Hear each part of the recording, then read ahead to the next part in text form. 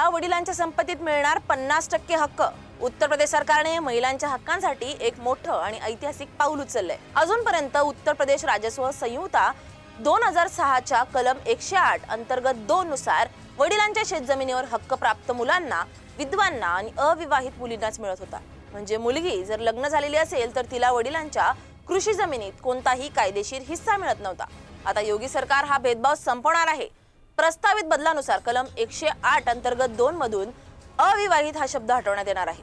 यामुळे विवाहित मुलीला देखील मुलांप्रमाणे समान आणि कायदेशीर हिस्सा मिळेल। हा बदल महिला सक्षमीकरणासाठी अत्यंत महत्त्वाचा मानला जातोय।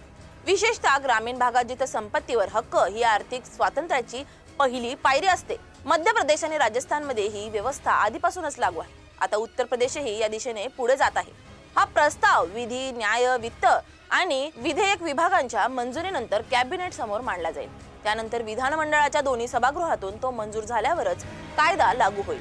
या बदलाचा फायदा हजारो विवाहित मुलींना होणार असून त्यांना केवळ आर्थिक बळच नव्हे तर सामाजिक मान्यता आणि अधिकारांची सुरक्षितताही मिळणार आहे।